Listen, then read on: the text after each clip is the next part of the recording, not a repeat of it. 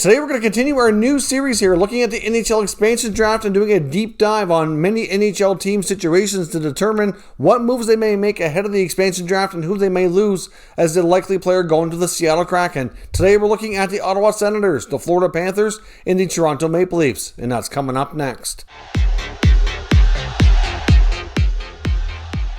So welcome back to another video here at Top Shelf Hockey. As I mentioned, today we're carrying on with our NHL Expansion Draft series, where we're doing a deep dive analysis on many of the NHL teams to determine who they're likely going to lose, what strategies they're likely going to employ heading into this expansion draft, looking at their cap space and any moves they may make ahead of time to best prepare themselves and minimize their losses. So what we're going to do is we're going to jump onto the computer, take a look at the capfriendly.com Seattle mock draft simulation tool that they have on there, take a look at the protected list, cap space, and go through all the strategies that I think they're going to employ to minimize their losses and what player is a likely choice that might end up going to the Seattle Kraken. So let's jump on the computer and get started here.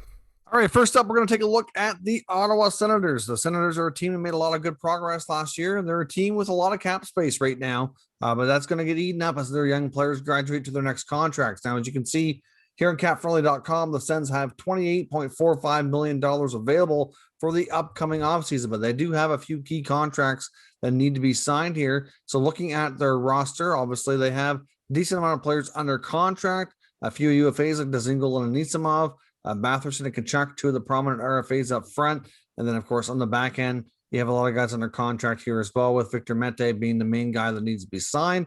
The goaltending, though, is really the part that's going to make the Senators' expansion draft plans the most complicated here, given how starter Matt Murray didn't have the greatest season. Now, he signed a 4-year deal, 3 years to go, $6.25 million, but he didn't play like a goaltender of that magnitude for big chunks of the year. It led to more of their young goalies getting an opportunity, and that's going to probably be of interest to teams like the Kraken. So we're going to hop over now to the expansion draft simulator tool and see who we can protect and who's going to be left exposed and what the Seattle Kraken are likely going to do in this situation. Now, starting with goaltending, to me, you have to expose Matt Murray. That contract is likely going to make it undesirable for the Kraken to take him anyway. So I think they'd be okay if he did, but if he did go. But at the end of the day here, he probably won't. But the other goalies they have, like Gustafsson and Decord and Forsberg and Hogberg, are all going to be available. Now, Marcus Hogberg's already re-signed over in Sweden.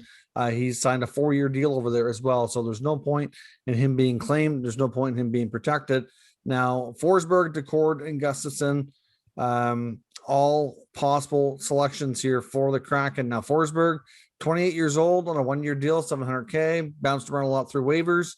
Don't really see the Kraken being too interested in Forsberg. I mean, he played well in Ottawa, don't get me wrong, but why would you take Forsberg when you can take one of these younger goalies who could be your goalie of the future?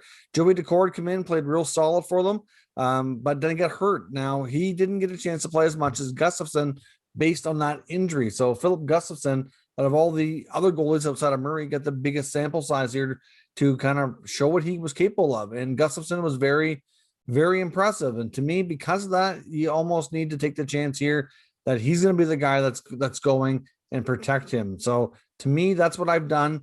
I do think Joey Decord, though, will be a very intriguing option here for the Kraken. Now, on the blue line, of course, Thomas Chabot, your best defenseman, $8 million man.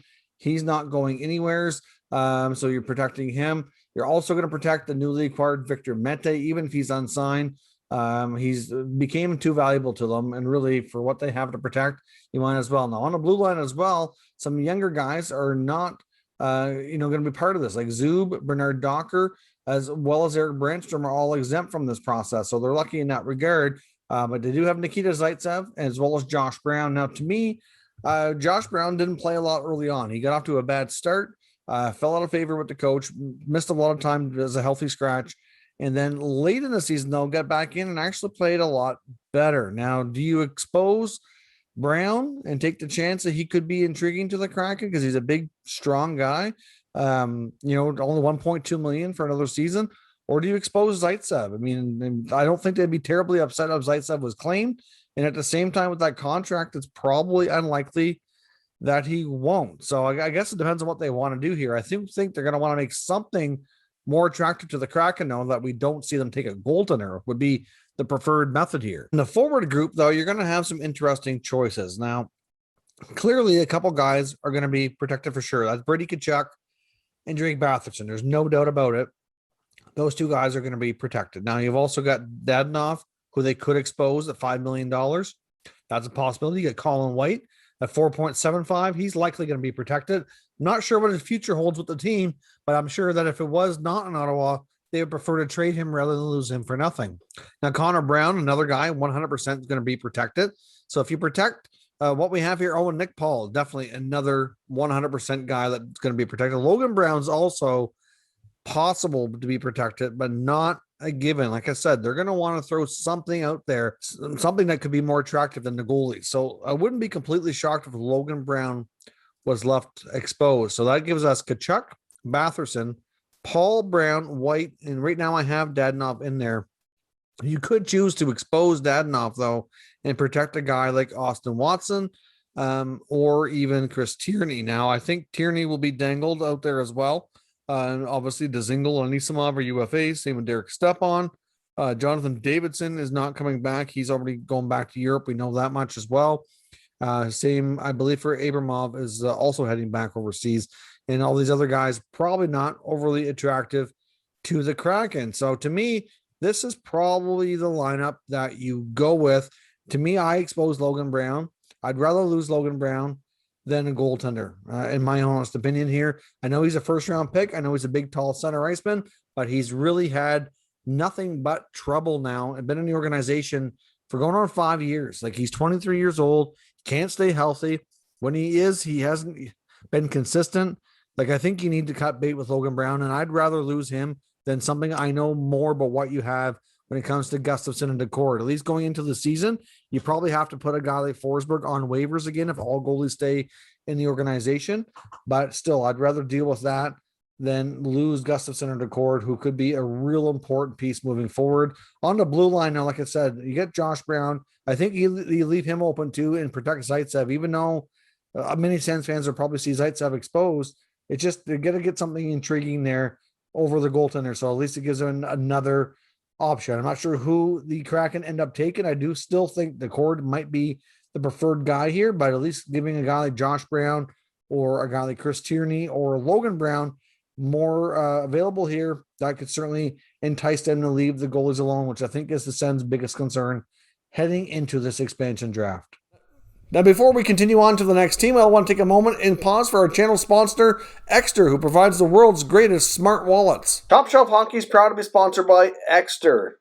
Forbes calls Exter the most successful smart wallet brand in the world.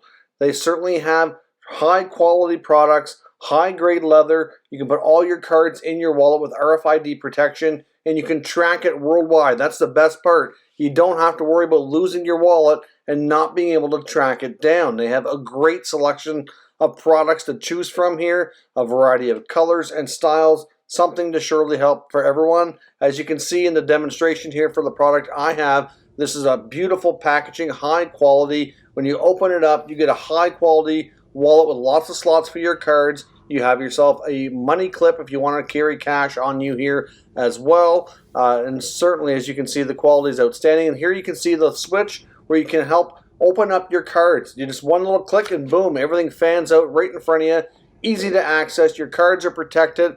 And here's the back where you have yet another slot. A terrific overall product, and I can't recommend these enough. Exter ships worldwide, and you can check out the link down below in the description as well as the pinned comment to buy yours today. Thanks for watching that promotional video. I greatly appreciate it. Let's jump back into today's content. All right, so next up, we're looking at the Florida Panthers. Now, as you can see here, they have $13.1 million of cap space heading into this offseason, and they don't really have much in the way of longer-term deals outside of goaltender Sergei Bobrovsky. Now, looking at their forward group here, they do have a decent amount of guys that need new contracts, so that cap space is going to get eaten up pretty quick when you have to sign guys like Wenberg and Bennett and Duclair. I'm not sure who else sticks around here. I don't think Gusev does, but still, it's going to go fast. And they also have some defensemen here, like Forsling was a pretty good fit after they picked him up. So I suspect that they'll try to hold on to him as well. And then, of course, we have guys like Yandel with a no move clause, which could complicate things. And could he find himself on the move? And then there's goaltender Chris Driedger, who's a UFA, kind of a, an X factor in all this here. as well. So obviously the Panthers are going to have a little bit of a complicated scenario. I think they wouldn't mind unloading a decent contract here if they can find a way to make the Kraken do that, but not going to be easy. It's going to cost a lot, and we'll see here. So we'll jump over to the expansion draft simulation tool. We can look at the list of players here and go through this. Now in goal, like I said, I think they have no choice but to protect Bobrovsky. He's likely not going to waive that no move clause. Got a lot of term, and I don't think it would matter anyhow. Now, Chris Driedger, like I said, is a UFA. I'm not sure what's going to happen there. I think they'd like to keep him, but there's no point really when you have Spencer Knight in the mix. And of course, he's exempt from this process.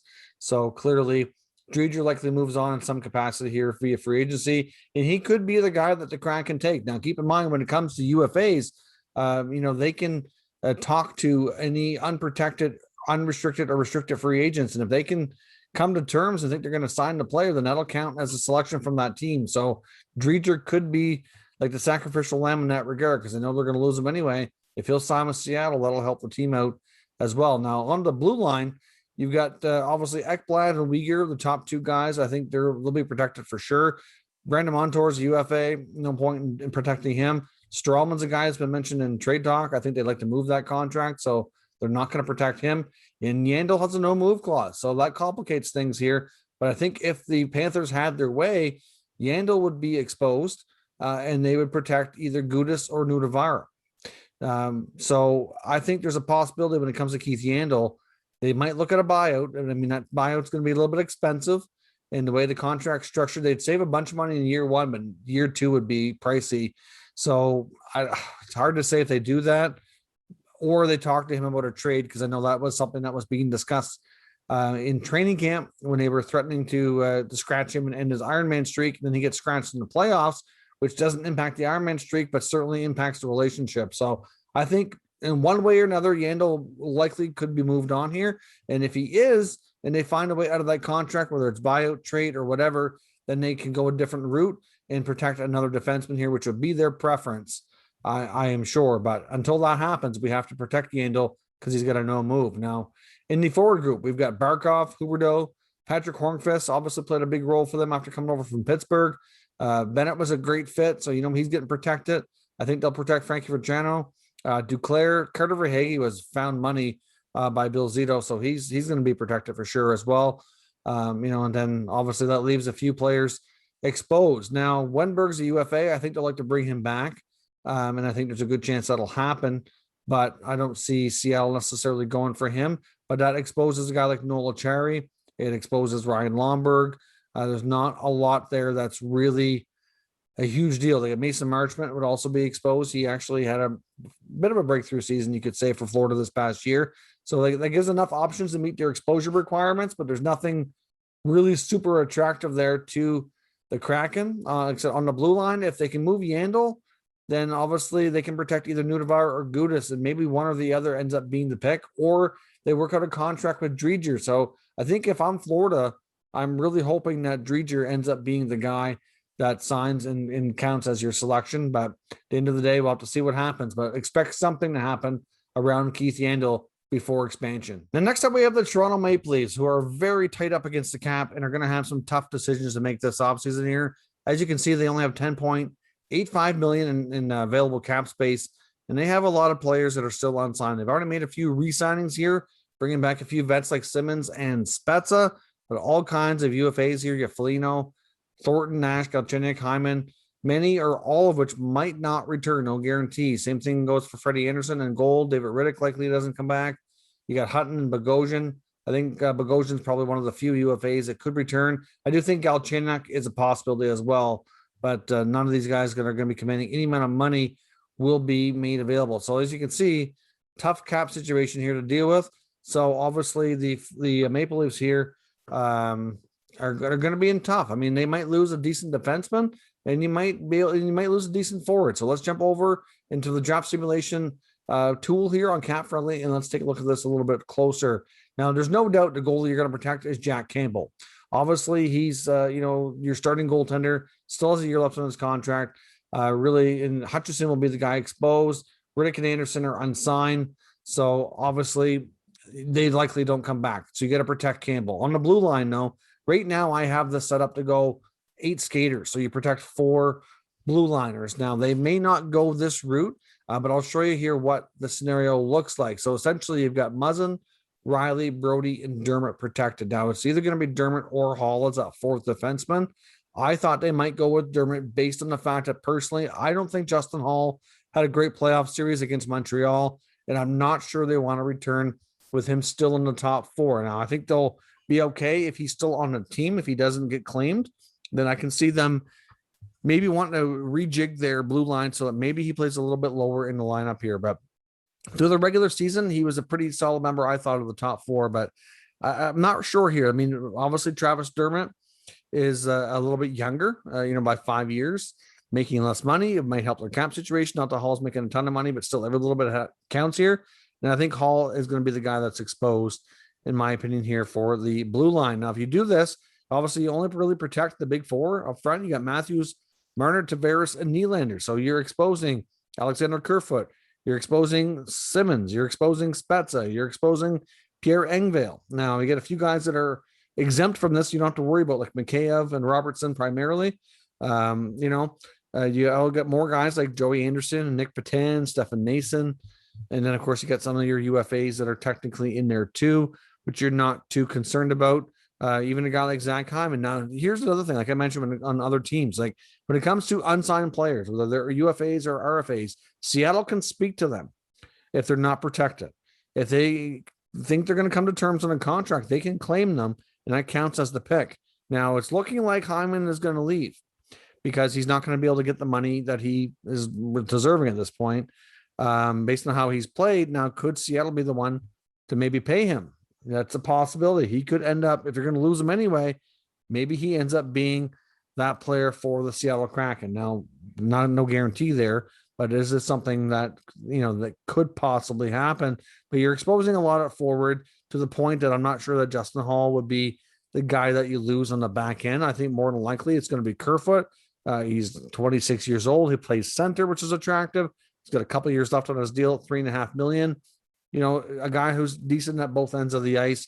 So to me, Kerfoot's likely the guy you lose. But if you want to expose Hall and Dermott here and you go 7-3-1, then clearly Dermott becomes the more likely target given his age and his cheaper contract being more attractive to a team like Seattle. So I think Dermott could be the guy if you go that route. But I mean, if you do that, the other 3 forwards you're probably going to protect in this scenario would be Kerfoot, likely Spezza, Simmons, or you throw Engvall in there. They probably leave Engvall out, to be honest, to protect Spezza, Simmons. But I mean, Spezza's made it clear if he has to go anywhere else, he's retiring. I'm not sure if Simmons would do the same thing, but still, I think the Seattle Kraken know that these guys don't want to leave Toronto, and what's the point of claiming them if they could end up in a sticky situation with them not wanting to go or whatever. I mean, I know they technically don't have a choice, but still, they could just up and retire or something like that. So I don't think the Kraken will go down that road. If they're going to go with a 7-3-1 scenario, I think they take Dermott. If you go 8 skaters and protect 4D, then they likely go Kerfoot, and that's likely how things are going to go for the Maple Leafs. But I'm not sure that the Leafs are going to be a team that would make a trade ahead of time. I mean, it's possible, I guess. Maybe they try to trade Kerfoot sooner, but if they trade Kerfoot, depending on what they bring back in a trade, then they might be setting themselves up to lose another player that they might prefer to keep. So it's difficult to say how things go for them in that regard. I mean, they'd probably be fine if Engvall was the pick, but I'm not sure we're going to see that. I think it's likely going to be Kerfoot, and if they do go 7-3-1, then it's going to be Dermott on the back end. So that's my analysis on these 3 NHL teams today. Let me know what your thoughts are down below. What strategies you think they'll employ and what players are likely selected here by the Kraken. We'll discuss further down in the comment section. If you're new to the channel, make sure you subscribe and stick around. We'll keep you up to date with all the latest news and rumors on all 32 NHL teams. Thank you for watching, and I'll catch you next time.